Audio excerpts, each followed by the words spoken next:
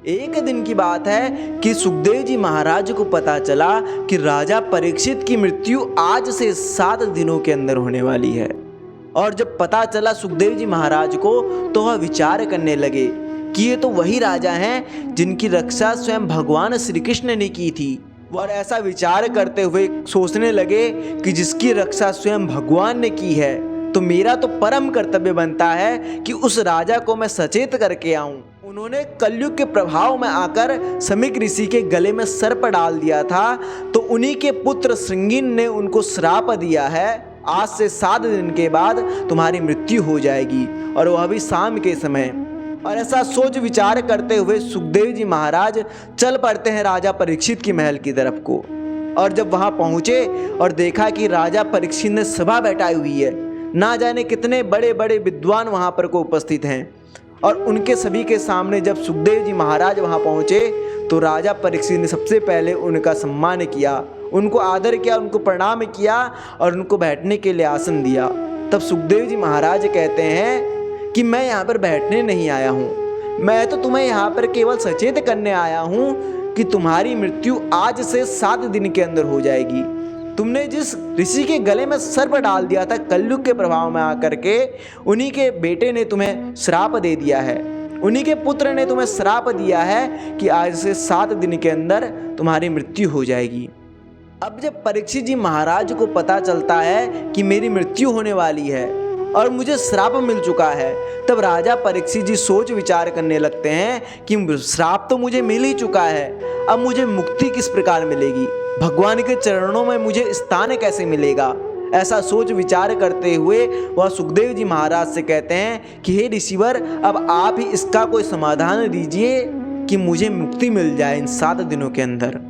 तो सुखदेव जी महाराज कहते हैं कि अब तो केवल आपके पास एक ही उपाय है जिससे आपको स्वयं भगवान के पार्षद लेने आ सकते हैं। तब वह बताते हैं कि अब तो आपको श्रीमद् भागवत महापुराण की कथा श्रवण करनी पड़ेगी और उसके अनुसार ही चलना पड़ेगा, तब आपको भगवान के श्री चरणों में स्थान मिल सकता है।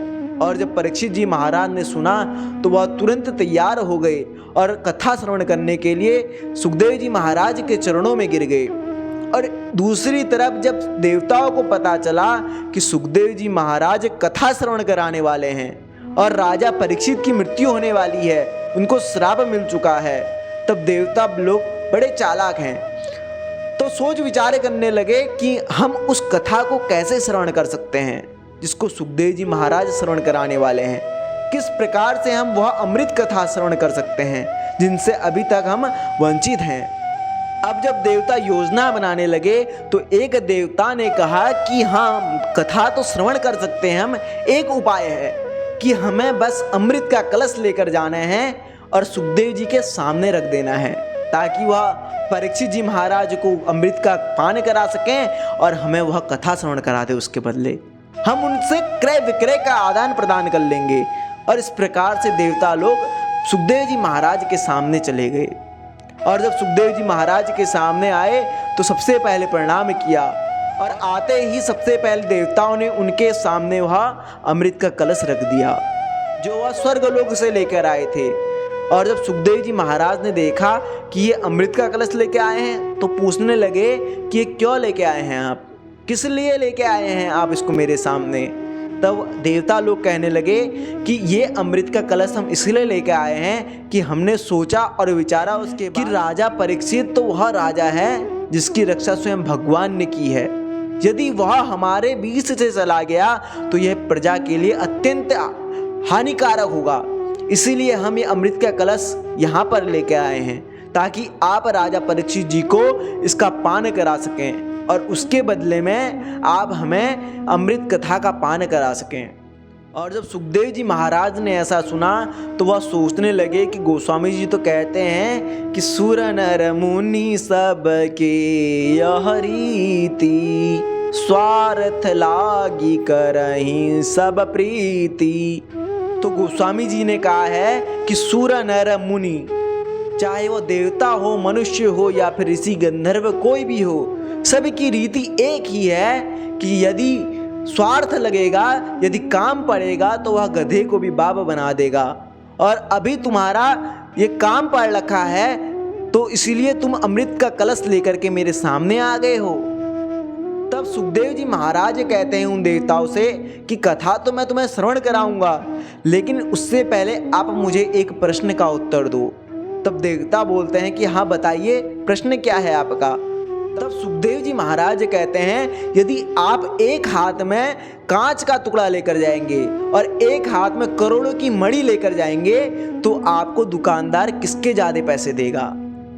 तब सुखदेव जी का प्रश्न सुनकर के देवता लोग बोलते हैं कि पैसे तो हमें दोनों के मिलेंगे, दोनों का मूल्य तो हमें मिलेगा, लेकिन एक हाथ में जो कांच का टुकड़ा है उसके हमें 2 रुपये मिलेंगे, और एक हाथ में जो मणि का टुकड़ा है उसके हमें करोड़ों रुपए मिलेंगे। ना जाने कितने की वह मणि बिकेगी। जब सुखदेव जी महाराज ने देवताओं का प्रश्न सुना तो देवताओं से कहने लगे सुखदेव जी महाराज कि बस मैं तुमसे यही कहना चाहता था कि जो मेरी अमर कथा है वह उन करोड़ों मणियों के समान है जिनका मूल्य तुम्हें पता भी नहीं है, और जो तुम्हारा ये अमृत का कलश है ये उस कांच के टुकड़े के समान है जिसका मूल्य अभी तुमने 2 रुपये बताया है। ऐसा कहकर सुखदेव जी महाराज ने देवताओं को वहां से भगा दिया। कहा, जाओ तुम, अगर तुम अच्छे भाव से आते तो मैं तुम्हें कथा अवश्य श्रवण कराता, लेकिन तुम तो क्रय और विक्रय के भाव से आए हो, इसलिए मेरी कथा ऐसी वैसी कथा नहीं है कि मैं ऐसे करके तुम्हें कथा सुनाऊं। और ऐसा कहकर के सुखदेव जी महाराज ने देवताओं को वहां से भगा दिया। अब जब सुखदेव जी महाराज ने देवताओं को वहां से भगा दिया तो देवता लोग उदास होकर के चले गए ब्रह्मलोक में। ब्रह्मा जी के सामने जाकर के खड़े हो गए, एकदम उदास खड़े हो गए ब्रह्मा जी के सामने। और जब ब्रह्मा जी ने देखा कि ये तो बड़े उदास दिख रहे हैं, आज क्या हो गया इनको, जो देवता हमेशा हंसते मुस्कुराते रहते हैं ये उदास क्यों हो गए, कहीं स्वर्गलोक में किसी ने आक्रमण तो नहीं कर दिया। और ऐसा सोचते हुए पूछने लगे कि आज तुम लोग उदास क्यों दिखाई दे रहे हो।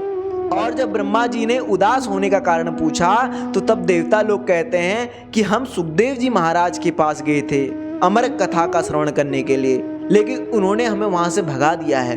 हमें वह कथा श्रवण करनी है, लेकिन सुखदेव जी महाराज हमें कथा श्रवण नहीं करा रहे हैं। अब आप ही कोई उपाय बताइए जिससे कि हम वह कथा श्रवण कर सकें। और जब ब्रह्मा जी ने सुना कि देवता लोग वो अमर कथा श्रवण करना चाहते हैं तो ब्रह्मा जी सोचने लगे कि ये कौन सी अमर कथा आ गई है अभी, ये तो मैंने इसके बारे में पहले कभी सुना भी नहीं है, ये अमर कथा कहाँ से आ गई, इसकी रचना तो मैंने की ही नहीं है।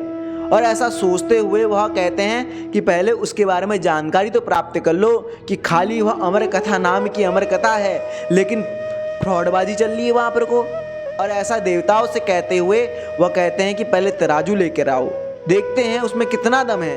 तो ब्रह्मा जी ने सत्यलोक में तराजू मंगाया और उस तराजू में एक हिस्से में 17 पुराण रख डाले और एक हिस्से में श्रीमद् भागवत महापुराण को रखा।